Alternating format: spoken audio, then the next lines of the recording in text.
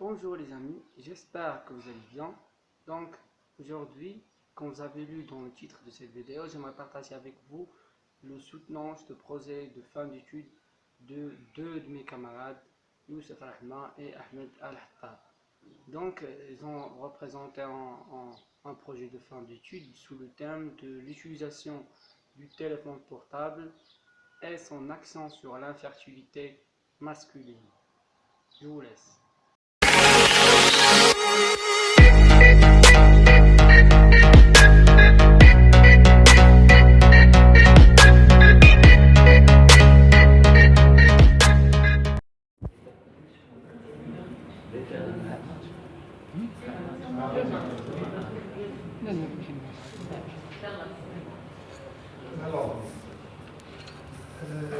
Alors, maintenant, on va assister à un autre travail des deux étudiants, et alors, on vous donne 20 minutes pour exposer l'essentiel de vos résultats de travail, intitulé la fertilité masculine et le téléphone portable. C'est un sujet qui doit être très intéressant. Dans le cadre du projet de fin d'études, nous présenterons aujourd'hui un sujet sur le titre de la fertilité masculine et le téléphone portable.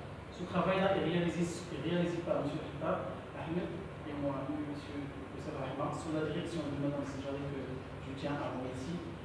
Ce travail est présenté et soutenu devant vous, M. le juré. Je vous remercie beaucoup pour votre présence. Ce travail-là va réaliser selon le plan suivant. On va commencer par une petite introduction, suivie par la suite par la première partie dans laquelle on va décrire la structure et le fonctionnement de l'appareil génital masculin. Et on va voir les principaux facteurs qui agissent sur la fertilité masculine. Par la suite, dans la deuxième partie, avec mon binôme, on va voir l'effet du téléphone portable sur la fertilité masculine, à savoir l'altération de structure et de fonctionnement de l'appareil génital masculin et les résultats d'une enquête qu'on a fait, et on termine par une conclusion. En introduction, on va faire une petite définition de l'infertilité. L'infertilité qui désigne l'aptitude d'un couple approprié, par opposition à l'infertilité qui définit, selon l'Organisation mondiale de la santé, par l'absence de grossesse après au moins 12 mois de rapports sexuels réguliers et non protégés chez un couple en âge de procréer. Ce problème de la fertilité est considéré, pendant très longtemps, ce problème de l'infertilité est considéré provenant essentiellement de la femme. Alors que, au fur et à mesure des années, les études montrent que dans 30% des cas, l'infertilité est d'origine masculine. Mais, suivant les générations, la fertilité masculine est en déclin. À savoir que la production des spermatozoïdes chez un homme des années de 2000 est réduite de moitié par rapport à son homologue des années précédentes. Le mécanisme et les causes de cette régression sont encore mal connus. Il semble avoir plusieurs origines. Et les facteurs qui influencent la fertilité de l'homme sont très nombreux, parmi lesquels on a le développement de la nouvelle technologie et en particulier le téléphone portable.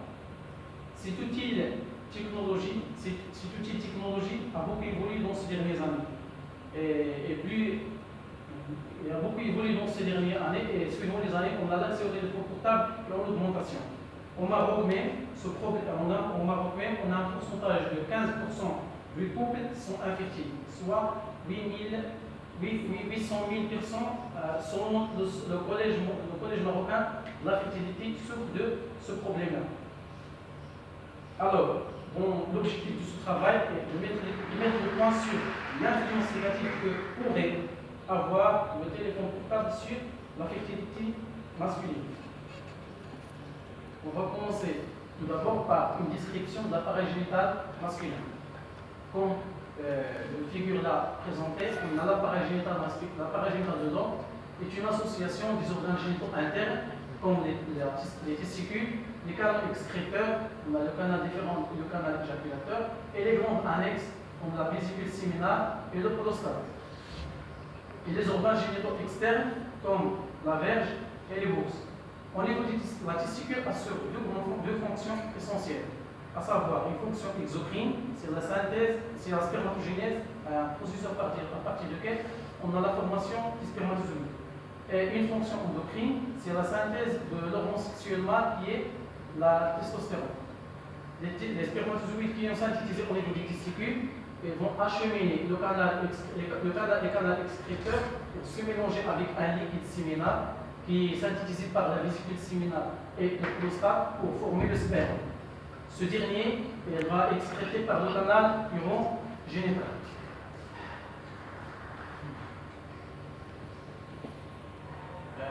Ce figure-là représente la structure du tube séminifère qui est en propriété d'unité fonctionnelle des testicules.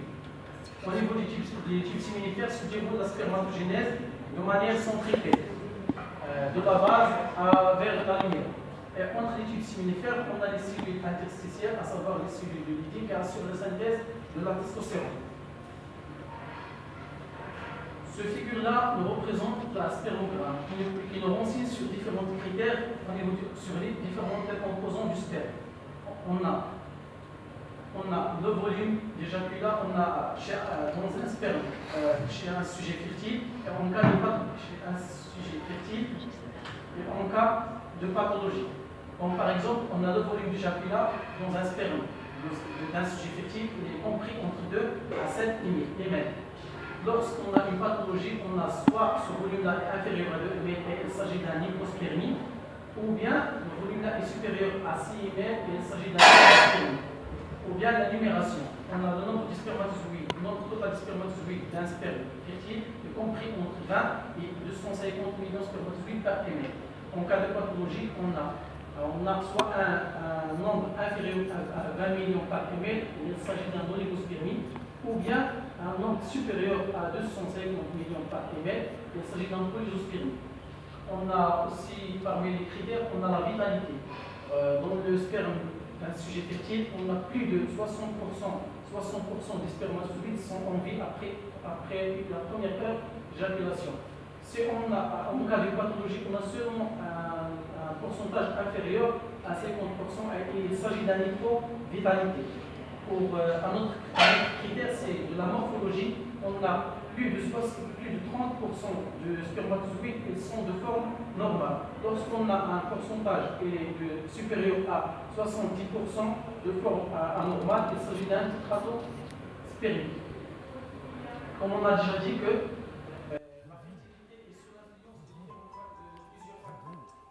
On va voir les principaux facteurs qui agissent sur la fertilité masculine. On a la fertilité masculine décline progressivement avec l'âge. Aussi bien la consommation de la drogue comme le tabagisme peut influencer sur la fertilité masculine. On a aussi certaines infections qui peuvent diminuer cette fertilité. Aussi bien l'augmentation de la chaleur agit négativement sur la fertilité. On a des ondes électromagnétiques agissent aussi sur la fertilité masculine et c'est ce qu'on va voir en détail. Mais avant, on va voir les types des rayonnements électromagnétiques. On peut dire la présence. On a des rayonnements électromagnétiques qui sont divisés en deux groupes. Les rayonnements ionisants et les rayonnements non ionisants. Les rayonnements ionisants sont des rayonnements à haute fréquence qui sont capables de casser les ondes chimiques. Les rayonnements non ionisants sont des rayonnements à basse fréquence qui sont incapables de casser les ondes chimiques. Et vos groupes, par exemple, les ondes de radar et les ondes de radioélectrique vont utiliser pour ça vous faites partie et les ondes de la télévision et tout ce qui s'en passe.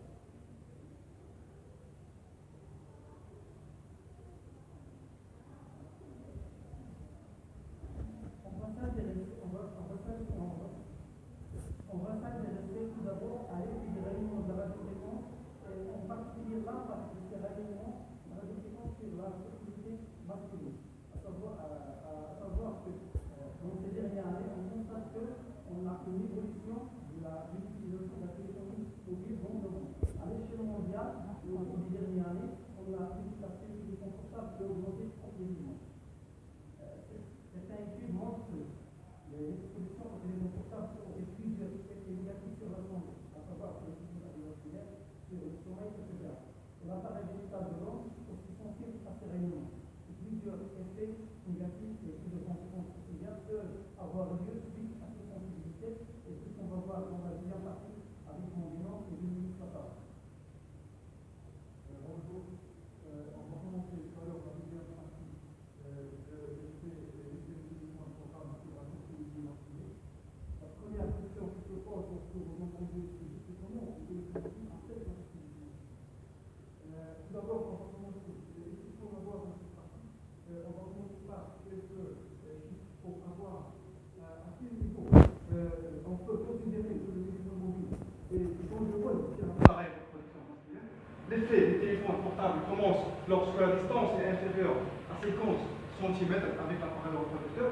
C'est comme dans le cas de la poche des pantalons. Environ 50% des hommes qui conservent leur téléphone dans leur poche des pantalons souffrent du dysfonctionnement de la fertilité masculine. Comment ce dysfonctionnement se déroule? L'altération de l'appareil reproducteur masculin avoir lieu dans 4 niveaux. Il y a des altérations histologiques au niveau de la fonction exocrine, c'est-à-dire de la spermatogenèse, de la fonction endocrine et de la fonction érective. On va détailler chacune de ces 4 altérations. Premièrement, les altérations structurales ou bien de la fonction exocrine, ou bien des altérations histologiques. Les radiations de la radiofréquence générées par le téléphone mobile sont capables de déclencher un déséquilibre entre les espèces réactives de l'oxygène et les enzymes antioxydants. Dans ce moment, on peut parler des stress oxydatifs au niveau de l'appareil reproducteur masculin. Les espèces réactives de l'oxygène vont provoquer des altérations au niveau des biomolécules, comme l'ADN, les lipides et les protéines. Et par la suite, des perturbations au niveau cellulaire, qui va finir par l'apoptose des cellules testiculaires. Cette apoptose va induire à la diminution du diamètre de l'épithélium du type séminifère. Et par la suite, diminution des volumes, des poids testiculaires. Voilà comment la chaîne commence pour l'altération de la structure de l'appareil reproducteur masculin. Deuxième chose, l'altération de la fonction exocrine. Tout ce qui lie la fonction exocrine de la spermatogenèse, ou bien la production des spermatozoïdes. Cette fonction s'altère au niveau de trois niveaux. L'altération de la libération, de la mobilité et l'intégrité des spermatozoïdes. On va commencer par la libération des spermatozoïdes. Comment le téléphone mobile affecte le nombre des spermatozoïdes produits? D'après l'étude de Agarwal et son équipe en 2008, plus la durée d'utilisation des téléphones mobiles est longue, plus le nombre de spermatozoïdes produits est faible. La question qui se pose maintenant, comment le téléphone mobile affecte le nombre de spermatozoïdes? Le mécanisme d'action, c'est qu'un téléphone mobile dans la poche des pantalons génère des radiations de la radiofréquence. Ces radiations sont capables de déclencher un stress oxydatif par le déséquilibre entre les espèces réactives de l'oxygène et les enzymes antioxydants. Ces espèces vont provoquer des altérations au niveau de l'ADN et par la suite des perturbations au niveau des divisions cellulaires, c'est-à-dire de la spermatogenèse, par finalement des diminutions du nombre de spermatozoïdes produits. Voilà comment la libération s'altère. Autre chose, la mobilité des spermatozoïdes peut aussi être une cible d'irradiation de la radiofréquence. Un spermatozoïde formé par une tête, une flagelle et une pièce intermédiaire. Cette pièce intermédiaire est constituée par un ensemble de mitochondries qui assurent la production d'énergie selon le processus des cycles de Krebs. Les radiations de la radiofréquence s'altèrent ou bien endommagent le cycle de Krebs au niveau de la troisième réaction. Cette réaction de la décarboxylation de l'isocitrate en alpha-stabilitarate. Pourquoi? Parce que l'enzyme qui assure cette réaction, appelée l'isocitrate déshydrogénase, est sensible aux radiations de la radiofréquence. L'altération de l'activité enzymatique liée à l'altération de tout le cycle. Et par conséquence, la diminution de la production d'énergie qui va finir par dysfonctionnement de la mobilité des spermatozoïdes. Autre chose, c'est l'intégrité des spermatozoïdes. L'intégrité, c'est une propriété nécessaire pour propriété fondamentale de la membrane plasmique des spermatozoïdes qui qui doit s'intégrer avec le gamète femelle, cette membrane est riche en acides gras polyinsaturés, principalement l'acide docosahexaénoïque, qui est le plus représenté dans la membrane passive des spermatozoïdes. Alors, les espèces réactives de l'oxygène qui viennent de l'exposition aux radiations de la radiofréquence déclenchent la peroxydation de cet acide, l'acide docosahexaénoïque. Et cette peroxydation, il est lié à le dysfonctionnement de l'intégrité des spermatozoïdes avec le gamète femelle. Voilà quelques mécanismes d'action sur la fonction exocrine. On va passer maintenant à la fonction endocrine. Tout ce qui dit la fonction endocrine dit la synthèse des hormones. Principalement, on parle de la testostérone, c'est l'hormone sexuelle masculine. Il y a de corrélation entre le téléphone mobile, le stress oxydatif et le taux faible de la testostérone. Les mécanismes d'action ne sont pas bien connus, mais de toute façon, il y a de corrélation, plus l'utilisation du téléphone mobile avec le taux faible de la testostérone. Le téléphone mobile n'affecte pas seulement le taux de la testostérone, mais également le rythme de la sécrétion endogène de la testostérone, c'est-à-dire le rythme circadien de la sécrétion de la testostérone. Voilà, les mécanismes ne sont pas bien clairs, mais il y a de corrélation. C'est-à-dire, plus l'utilisation du téléphone mobile, plus la fonction endocrine s'atteint. La fonction érectile. L'érection, c'est une propriété nécessaire pour l'accouplement entre l'homme et la femme. Je dis bien l'accouplement, je ne dis pas la fécondation. C'est l'accouplement entre l'homme et la femme. Le téléphone mobile déclenche des altérations au niveau de la fonction érectile. Il n'y a pas beaucoup d'études sur la fonction érectile, mais la seule étude que nous avons trouvée, publiée en 2013, il parle des hommes qui souffrent le plus du dysfonctionnement de la fonction érectile. Ce sont les hommes qui utilisent le plus le téléphone mobile. Vous voyez, plus de 4 heures par jour de téléphone mobile peut enterrer l'érection. C'est grave. Durant notre travail, nous avons réalisé une petite enquête pour comparer les habitudes d'utilisation des téléphones mobiles chez les jeunes et les adultes. L'échantillon composé de deux groupes. Le premier groupe, c'est le groupe des jeunes, ce sont les étudiants de la faculté des sciences séminariales. Le deuxième, c'est le groupe des adultes, ce sont les patients des centres de diagnostic de l'hôpital de Ville. La moyenne d'âge chez les jeunes, c'est 21 ans, et les adultes, la moyenne d'âge, c'est 71 ans. Tous les hommes qui ont rempli notre questionnaire possèdent un téléphone portable.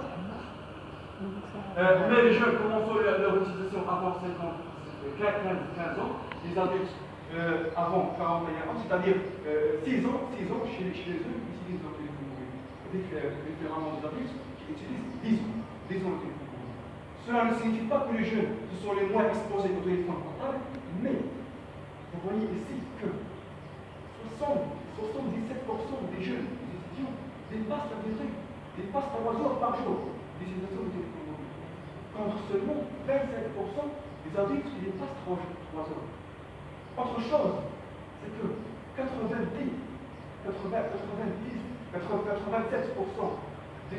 des jeunes conservent leur téléphone dans leur poche de pantalon. Et seulement 72% des adultes.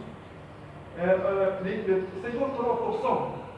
des étudiants sont au courant, c'est-à-dire ça, que le téléphone mobile affecte la fertilité masculine. Uniquement 6% des adultes. La principale idée qu'on peut sortir de cette question, c'est que les jeunes sont les plus exposés. Vous voyez ici pourquoi. Vous voyez encore, les jeunes sont les plus utilisés, les grands utilisateurs des téléphones portables. La conclusion de notre programme TFL, c'est que le téléphone mobile peut être l'une des causes de l'infertilité masculine. Pourquoi? Parce qu'il déclenche des altérations histologiques au niveau de la fonction exocrine, vous le savez maintenant, de la fonction endocrine et de la fonction érectile. La question maintenant, c'est comment on peut minimiser toutes ces altérations, comment on peut faire, quelles sont les solutions. Voilà.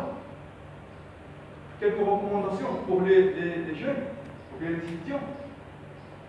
Évitez de porter le téléphone mobile dans la poche des pantalons. Vous pouvez conserver votre portable dans le poche arrière, parce que la distance est supérieure à 50 cm. Autre chose, limitez l'utilisation moins de 3 heures par jour et ne pas passer d'appel dans les transports en commun. Pourquoi? Parce que le téléphone mobile, lorsque se déplace, augmente la puissance pour chercher un appel la plus proche. Et lorsque la puissance augmente, l'effet devient plus dangereux. Il y a d'autres solutions, des voies de recherche. Il y a des pochettes anti-radiation qui sont caractérisées par un tissu qui bloque les radiations de la radiofréquence. Ce tissu peut être utilisé dans des vêtements, aussi d'autres utilisations, telles que le caleçon anti-radiation. Mais l'efficacité de tous ces moyens reste encore discutable. Pourquoi? Parce que avec le temps viennent les recherches.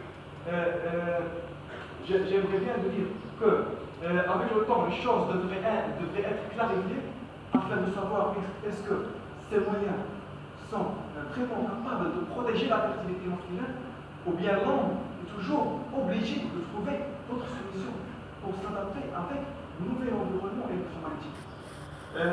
J'espère que je n'allais pas trop vite. Et merci pour votre attention. Merci, c'était très intéressant, surtout pour les hommes. Merci aussi on a appris beaucoup de choses. Vous êtes deux étudiants passionnés par le sujet. On remercie votre gouvernement pour l'intérêt, bien sûr, parce que c'est bien de trouver des sujets comme ça de recherche que personne ne comprend rien, mais ça, c'est quand même quelque chose qui est utile, bien sûr. Les gens vont comprendre quelque chose à la fin de votre fait. Alors, avant de. J'ai noté moi aussi parce que j'étais intéressé, j'aimerais dire plusieurs choses pour discuter avec vous. Je vais passer la parole au professeur Marie, qui va donner des questions, qui va donner son impression sur le sujet. Merci, Monsieur le Président. Merci, Madame Chafeka, de l'invitation de ce jury. Un travail très intéressant. Donc, malheureusement, je n'ai pas lu votre mémoire, je vais l'avoir. Donc, je vais vous juger en fonction de ce que j'ai entendu, mais c'est déjà pas mal. Donc, je vous félicite pour votre exposé, parce que je vois que vous êtes passionné par le travail, vous êtes dedans. Et donc, vous avez fait l'effort qu'il faut pour le présenter de façon simple et convaincante. Donc, l'effet de ce portable sur la fertilité masculine. Alors, j'ai une petite question. Vous avez bien montré l'effet de cette radiation sur la partie génitale mâle, mais vous avez oublié une partie qui est très intéressante, qu'il fallait également inclure. C'est l'effet sur le cerveau. Parce qu'avant que le portable soit dans la poche, il est un peu dans l'oreille. Et lorsqu'on passe 3 heures à parler au téléphone comme ça, le rayonnement attaque directement la système central, qui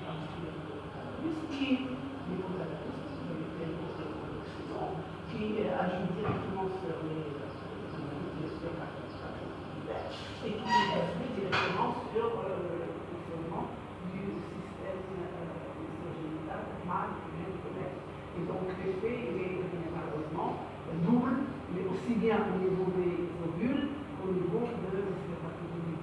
Donc malheureusement, il fallait peut-être rajouter cette partie-là, l'effet direct, même si on a une poche sur le dos, lorsqu'on va parler, on va le mettre à côté de l'oreille, et l'oreille c'est pas loin, on va le mettre bien vite.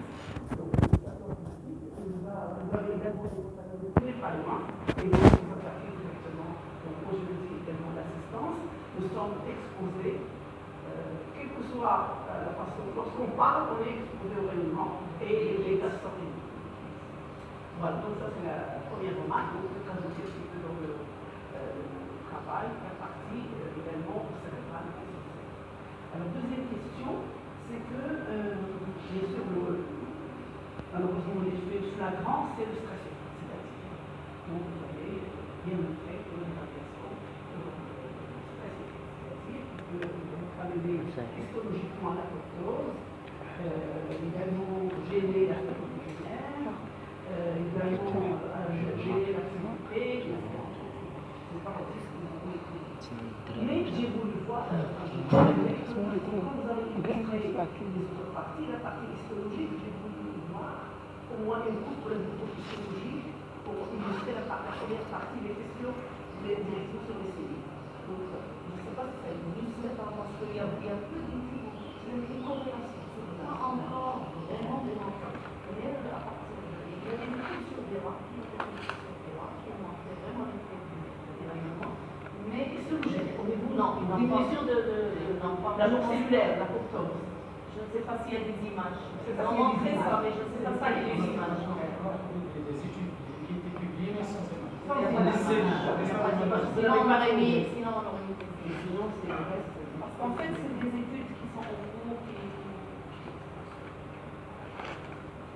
Bon, lorsque vous dites que c'est une fonction érectile, pareil, c'est donc d'abord, vous avez l'effet central, qui est flagrant. Il y a des personnes qui viennent par le regard, ils peuvent prendre une belle cheville, et puis il peut avoir des effets. Donc ça peut avoir des effets. Si le système nerveux est altéré, ça va pas faire. Donc c'est pour vous dire que le système nerveux central est primordial dans le malfonctionnement. vous êtes tombé sur madame que mon amie spécialiste du cerveau. Alors, une autre petite remarque, mais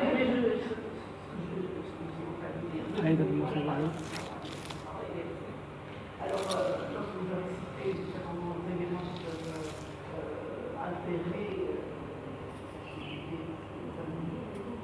vous avez parlé du tabac, vous avez parlé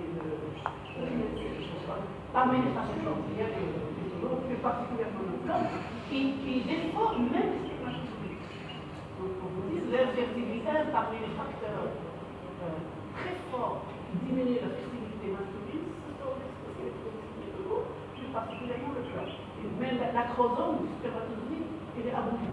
Donc, vous n'avez même plus à franchir la novule.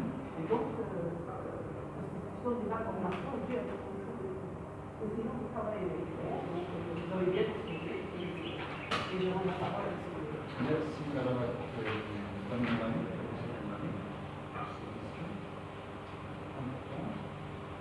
Avant de donner la parole au président, parce que le sujet m'intéresse. Alors, oui, alors, on vient d'avoir la réponse. Nous avons fait ma position. Vous avez déjà parlé de ça. La position de M. masculine. Alors, deux petites remarques absolument. D'abord, le titre ne reflète pas, pour moi, donc il fallait mettre peut-être les rayonnements radio éléments de la radiofréquence. C'est beaucoup plus. Voilà. L'effet de la Fréquence, c'est beaucoup plus scientifique. Pour moi, c'est beaucoup plus scientifique. Parce que le travail est excellent, très important pour tout le monde. Il faut le montrer, le valoriser, ça fait un titre rapport. D'accord. On a le journaliste vous avez écrit un article dans la journée. En fait, ça, c'est un mémoire scientifique. Ne pas appuyer les choses que vous avez citées tout à l'heure, vous avez oublié peut-être le type du téléphone. On a déjà montré ici. Donc, dans l'exposé, le type, c'est très important. D'ailleurs, là, je ne sais pas, il y a des gens qui disent que l'ancien téléphone, c'est mieux que le smartphone. Moi, je n'ai pas de réponse. Parce que c'est pas.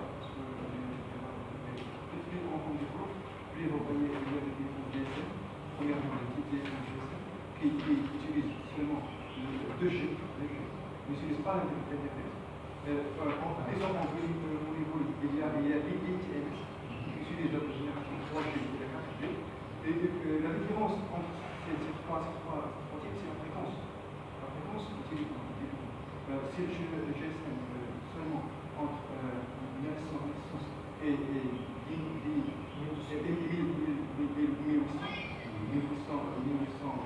Hz. Et lorsqu'on s'évolue, puis là, on évolue plus donc aussi la puissance. Ce qui est le plus dangereux, c'est le smartphone. Oui, mais malheureusement, maintenant, on est en évolution. Peut-être qu'il va apparaître d'autres. J'ai la plupart de l'ancien téléphone utilise plus de puissance, je ne sais pas, pour voir les enfants pleurer. Voir, vous êtes en d'ailleurs, on a l'antenne, les gens qui habitent à côté des antennes téléphoniques sont probablement plus affectés, exposés. Au début, c'était ça. Vous avez parlé de toute la nouvelle technologie, des antennes, des stations et tout ça. Mais après, ils vont préférer, ils vont dire que ça va être très vaste. Et on veut voir maximum de cellules, ils vont choisir. L'idée que j'ai maintenant tout de suite, c'est que peut-être dans une future, il suffit peut-être des enfants qui habitent juste à côté d'une antenne. Parce que nous, on a fait pour la pollution presque la même chose, mais on suit la population qui se trouve à côté d'une autoroute, par exemple, pour voir un peu ce que les gens qui habitent à côté. Pour voir la pollution. Vous pouvez faire la même chose, mais à côté des antennes paraboliques, qui est beaucoup de. D'ailleurs, il y a une étude qui, par rapport à la population qui habite à côté des antennes, il y a des personnes qui sont très sensibles à d'autres personnes. Pour avoir des mondes de tête. Les gens qui habitent à côté des antennes, ils ont toujours mon âge. La différence d'autres personnes, c'est la différence de sensibilité. C'est super. Vous avez parlé aussi du fait qu'il faut bien sûr éloigner la recommandation, c'est très bien de mettre la recommandation parce que c'est un sujet très des recommandations très bien. Mais peut-être aussi que vous avez dit qu'il ne faut pas passer la nuit à côté du téléphone. Au lieu de le mettre dans la poche, bon, on va le mettre 2-3 heures, mais on va le mettre à côté, on va dormir à côté. Donc l'influence est encore plus amplifiée la nuit. Bon, ça c'est bon. Alors, j'allais être un peu encore. Parce que vous n'y avez pas d'expérience. Mais à la fin, vous êtes attrapé par cette enquête qui est très bien. Deux trucs courts. Vous avez présenté dans le monde de matériel méthode, pour montrer comment vous avez questionné les gens. Le fait d'avoir une questionnaire. Oui, je sais. Mais nous, par exemple, lorsqu'on fait un questionnaire, on le valide avec des personnes épidémiologistes. Parce que vous avez posé des questions, mais peut-être un autre spécialiste va vous donner plus de questions pour tirer le maximum d'informations. Les statistiques aussi, pour avoir. Alors, deux questions. Comment vous avez eu l'autorisation de l'hôpital? Vous avez une autorisation? Oui, on a l'autorisation on a déjà, on a remercié le chef de service de diagnostic ici à l'hôpital. Parce qu'on ne peut pas questionner quelqu'un qui ne donne pas l'autorisation. Et deuxièmement, l'autorisation de la personne elle-même pour intervenir sur le.